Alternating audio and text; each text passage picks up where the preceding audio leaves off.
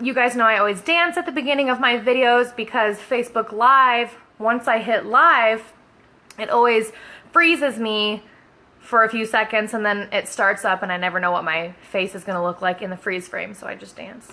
That's my way of coping with the freeze frame.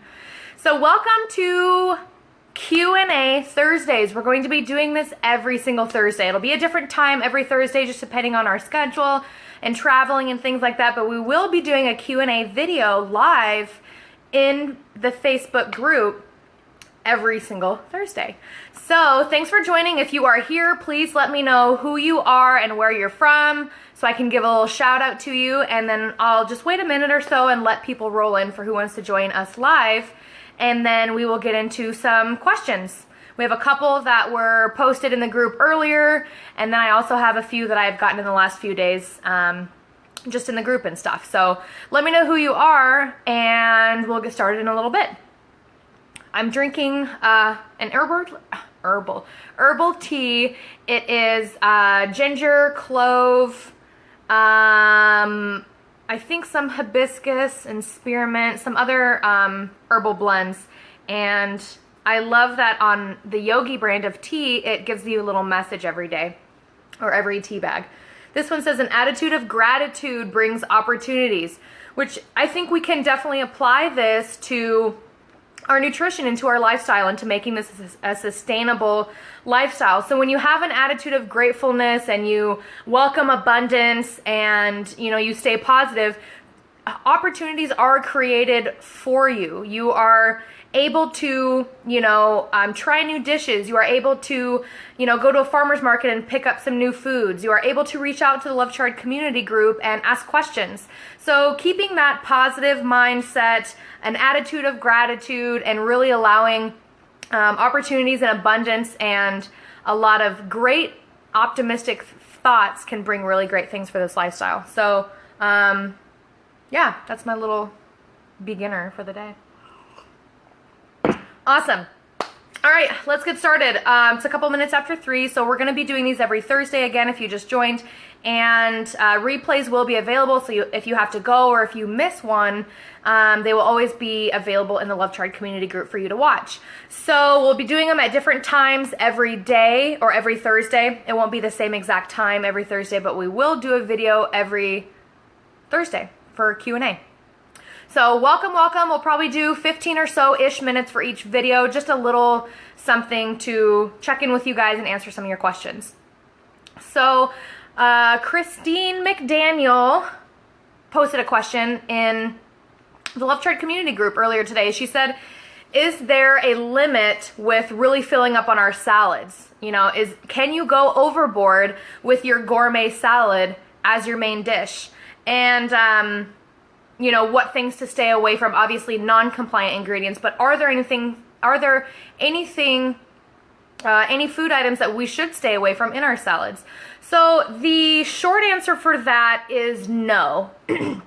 I really don't want anyone to feel that they would ever go overboard on a gourmet salad. So while the short answer is no, I do want to clarify a couple things within what is a salad.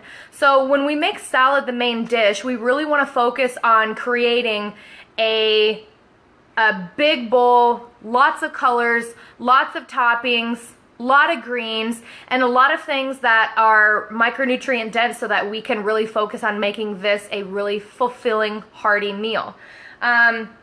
As far as, anything that we should avoid, are there any whole plant foods that we should avoid putting in our salad to make sure we don't go overboard? And to that, I would refer you to, I made a little checklist.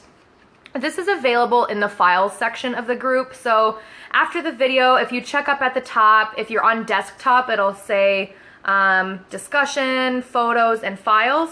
You can click on that and you will see Nutritarian Nutrition, Daily Goals and Suggestions. It's a checklist, so I'll zoom in here. It might be backwards for you guys too, so if it's backwards, I'm sorry. But basically, it's a daily checklist of what we should be focusing on for our meals. So while this is a whole food plant-based lifestyle group, our focus is the nutritarian lifestyle and nutrient density, which is focusing on greens, beans, onions, mushrooms, berries, seeds, and nuts as the base, and then we're including other things on top of that, you know, starchy veggies and whole grains and things like that in addition to. So when we're looking at a salad, we really want to make sure that the focus is greens. The focus is G-bombs, which I just mentioned: greens, beans, onions, mushrooms, berries, seeds, and nuts. So when we focus on making those things, making our salad around those things, it really creates a lot of variety. You know, it's not just lettuce that you can have. You can have spinach and baby kale and a power greens mix or spring mix, arugula, leaf lettuces, collard greens, all kinds of different things that you can make, you know, and along with romaine and other lettuces as well, as the base of your salad. So focus on making the base of your salad greens, a mixture of greens, and having that be about half of the weight of your total salad. So we really want to pack the greens in, and then from there we can put on other toppings. So beans in the form of, you know, oven roasted chickpeas or hummus, or straight beans that are just cooked with a little salt-free seasoning. You could, and lentils are included in that too. Onions and mushrooms as well. You could do a stir fry. You could make garlic, onion, mushroom, and a salt-free seasoning stir fry.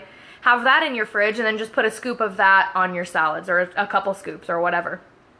I love fruit in salads, so I really, I add a lot of fruit to salads. If you've seen any of my salads, there's grapes, there's apples, there's strawberries, you know, a lot of berries, oranges. I love pineapple and mango, blueberries. I love fruit in salads, and if you haven't tried it, I really recommend for you to do so. To me, it takes my salad to a whole new level when I have fruit on there. It just makes me enjoy it so much more. And then topping that with a few nuts and seeds on top. So as far as limiting things for our salads, this list will help you see what on this lifestyle, if we're still in weight loss mode, what we should be limiting. And the few things are nuts and seeds, so we want to keep to an ounce or so of the nuts and seeds category per day if we're still in weight loss mode.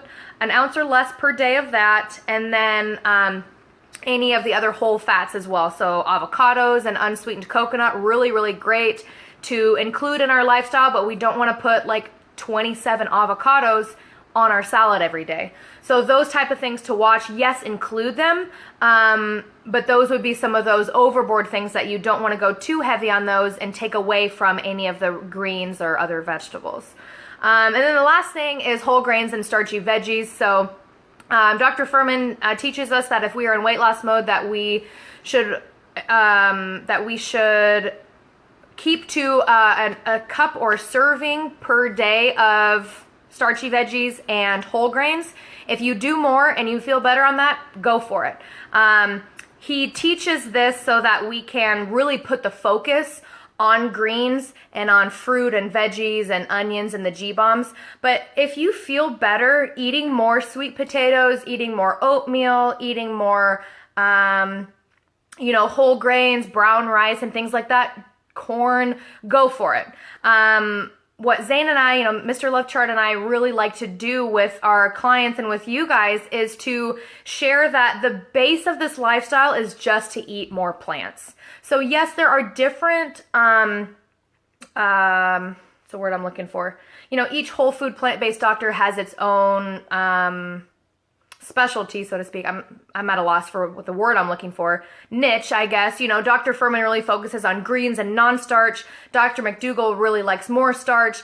Dr. Greger includes a lot of herbs and turmeric and ginger in his daily dozen suggestions. So, but really the base is the same. And the base is to eat whole plant-based foods. So if you're doing that, you're winning.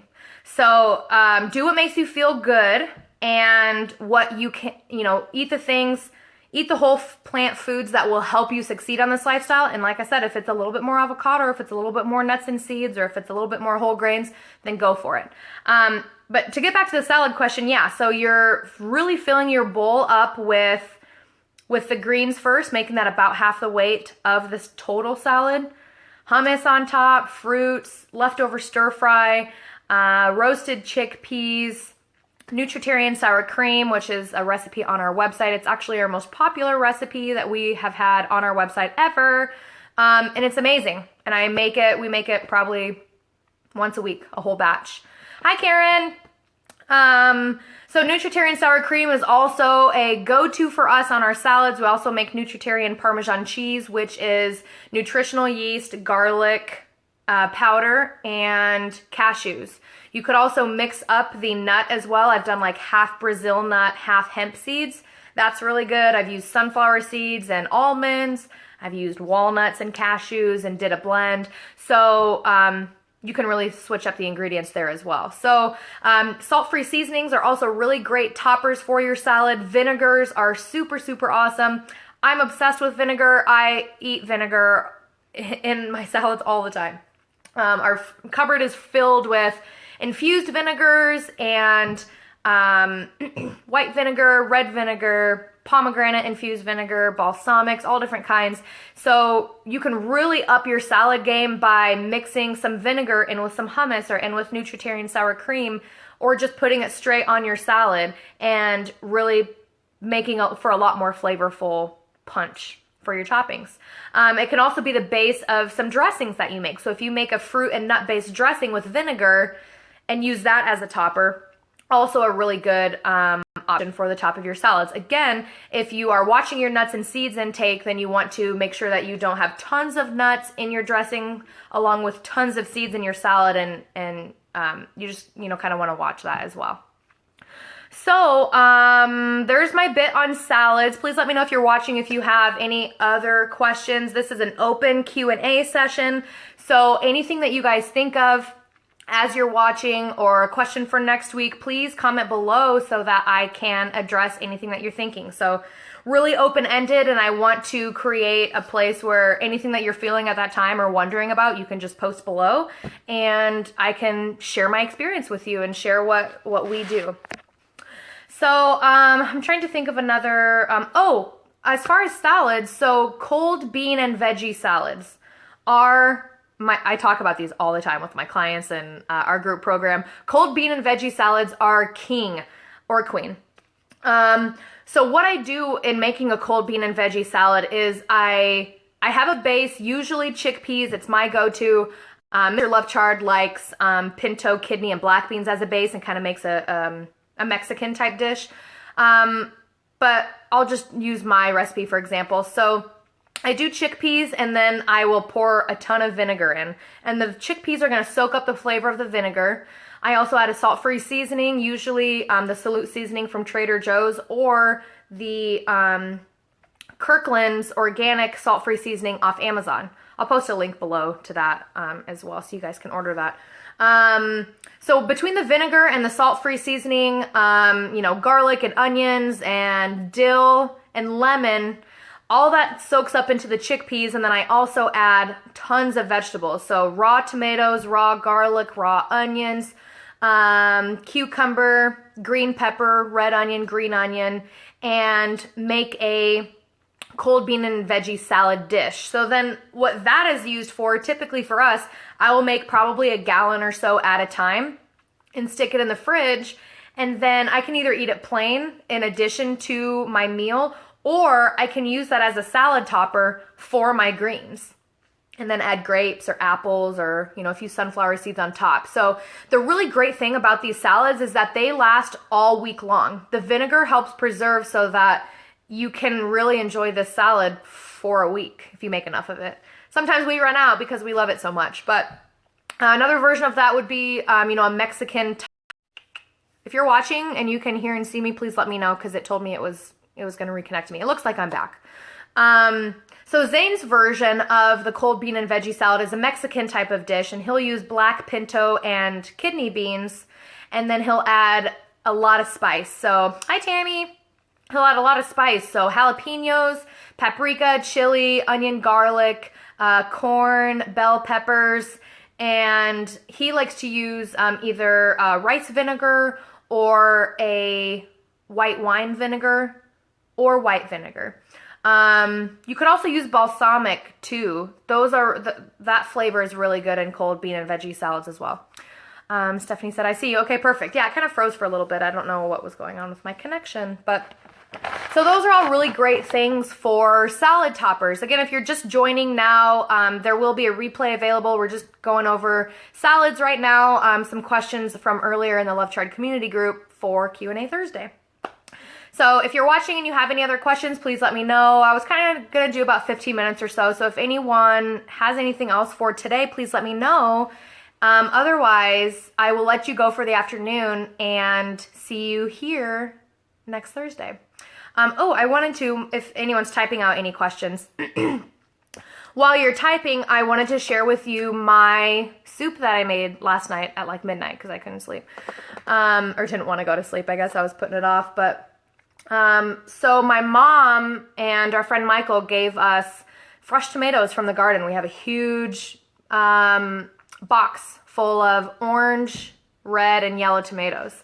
So I took probably, 10 or so, good sized tomatoes. I cut them in quarters and put them in a big soup pot and put it on a low simmer. And I simmered that so all the juices would come out. I added some homemade vegetable broth from the fridge. And then for vegetables, I added garlic, onion, sweet potato, cauliflower, and a power greens mix, which is baby spinach, baby kale, and baby Swiss chard. I think that's it for vegetable. Oh, and mushrooms. And then I let that simmer. And for spices, I did cilantro, parsley, paprika, chipotle, cumin, nutritional yeast, black pepper. I think that's it. And then I put, in the whole batch, I put probably a teaspoon and a half or so of peanut butter. And it's kind of like a smoky, with the chipotle and the chili and paprika and the peanut butter. It's kind of like a smoky, really comforting type of soup. And then I added cooked chickpeas as well. So probably, 6 or so cups of cooked chickpeas. And I had that for lunch. It was really, really good. I had a bowl last night too before I went to bed. But it's an adaptation from a recipe in the Oshi Glows cookbook. Not her new one, but the old one. So I omitted the oils and salts and added some different spices and added more vegetables and different types of vegetables as well. I added cauliflower and made some other additions, but it was inspired by her recipe, and I think her recipe is called African peanut stew or soup, one of the two. Hi, Christine. Sally said, I love raw corn in my salad. Yeah, I love raw corn. You can do cooked corn as well. Some people will buy the frozen packages of like organic corn, sweet corn that's already, off the cob. You could always add that to a stir fry and then cool it and then add that to your raw stuff too and do like a grilled and chilled type of salad. So that is an option as well. Christina said, I love her book too. Yeah, the Oshi Glows cookbook. Her name is Angela, and she has a few cookbooks out now. As far as substitutions to make it whole food, plant-based, and nutritarian focused, I simply omit the salt and oil. There usually isn't much in any of her recipes, so I'll just omit the salt and oil. And then anytime it calls for rice, I'm using either wild or black or brown. Anytime it calls for noodles, I'm using bean or lentil pasta, or spaghetti squash, or 100% whole wheat or whole grain noodle. Trying to think if there's any other substitutions. Anytime there's bread, like for a sandwich or something, I'll use whole sprouted grain bread. I think those are about my substitutions for her book, and also a couple of the others that I've gotten to. A lot of them are plant-based, but not necessarily whole food plant-based. So just a couple substitutions, and you'll be able to really enjoy a lot of cookbooks that are out there.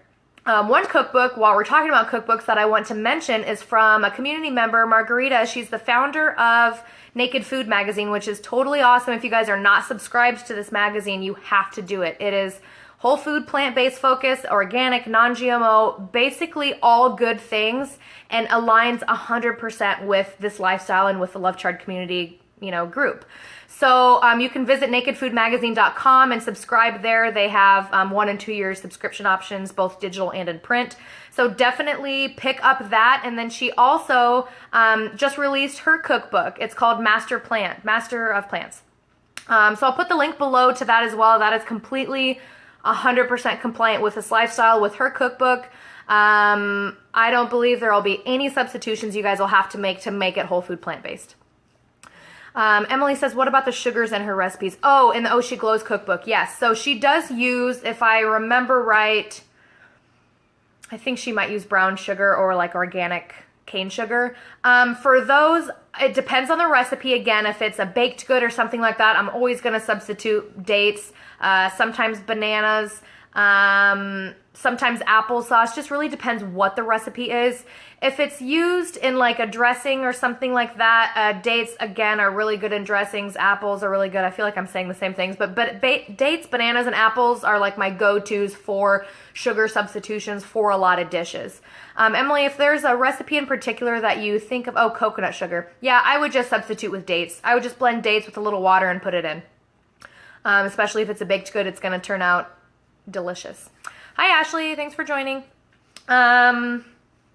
Yeah, so I'll put the links to the things that I mentioned from earlier in the video. So the no salt seasoning on Amazon, the brand is Kirkland's. It's an organic salt-free seasoning. I love that. It's like 14.5 ounces or so for, I think like $14 or something. So a pretty good price.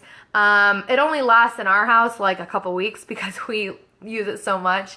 So that, I'll put the cookbook links down below as well. And then also be sure to download your Nutritarian Nutrition, the Daily Goals and Suggestions checklist. So I have this in the files section of the group. You can check that up at the top right under the group banner. It'll say files if you're on a computer. If you're on your phone, it's in the top right-hand corner. I think it'll have 3 dots, or maybe it'll say more. When you click there, then you'll get to see like photo album and files and things, so you can download it there as well. Feel free to print it out and put it on your fridge. I really love having this checklist here because it shows me what my focuses are. It shows me, you know, what's unlimited. It shows me the suggested amounts of what I should be eating.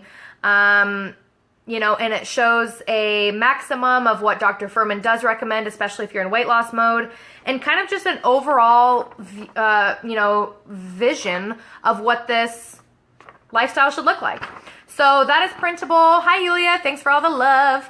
That's printable, and it is in the file section of the group. You can laminate it if you want. I don't have a laminator machine or whatever they're called. So I just put Scotch tape over the checklist, and then I can use a dry erase marker to check it off and erase it at the end of the day if I want to really keep track of, you know, getting my G-bombs in and my salad and things like that. So, great. Awesome. Yulia said, love the hair. Thank you so much. Stephanie says, what are your favorite kitchen appliances for making these foods? Stephanie, what kind of things in general are you talking about? I could talk until next Tuesday about all my kitchen appliances and how they're so awesome. But let me know what particular you were talking about as far as kitchen appliances. I'll name my top 2 favorites before I let you guys go. Currently, right now, I use my NutriBullet, or we have used our NutriBullet every single day, like probably 3 times a day since we got it a year and a half ago.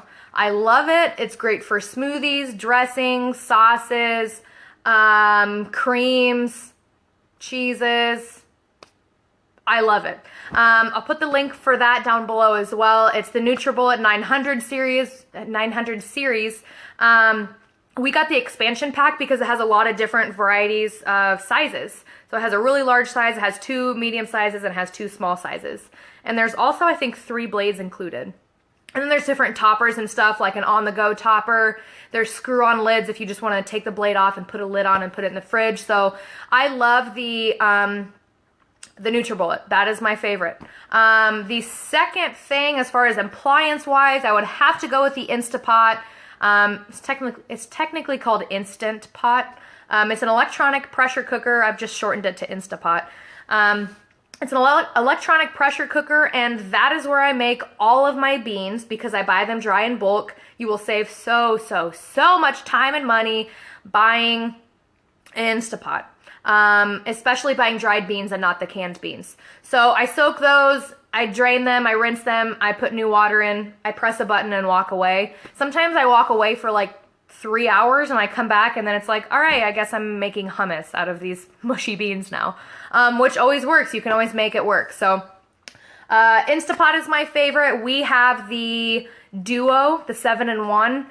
It has a slow cook and a high pressure option as well, and it also has a yogurt function, so you could make, most people will make a soy-based yogurt in their Instapot. I haven't done that yet, but I did want to get the 7-in-1 Duo so that I had the option to, if I, ever wanted to get into yogurt making. So awesome. So those are my favorite two. Those are my top 2 appliances that I think should be in every NutriBaller kitchen, and we can talk more about appliances on, another Q&A session if you have any more specific questions, but awesome. All right, so I will let you guys go for the day. Thanks for hanging out with me this afternoon. We will do Q&A Thursdays every single Thursday. It'll be a different time every Thursday, but in the morning of that day, I will let you know what time that day that I will be having, or that we will be having the Q&A sessions. And then on that post, you can post any questions. On the actual live video, you can post questions as well. We're probably going to stick to about 15 minutes or so, 15-20 minutes for each Q&A session, and they will be available to be replayed as well. I'll probably get them up on YouTube, on our YouTube channel as well, so you can watch them anytime, and then they'll be available in the Love Chart community group to replay. Feel free to keep commenting on this video as well. Keep the conversation going if you guys needed anything else or had any other questions, ideas, comments, suggestions, anything like that. And hope you guys have a good, so what is today? Thursday. Have a good Thursday. Have a good weekend coming up. Stay strong, eat those plants, love others, and stay positive. Bye, guys.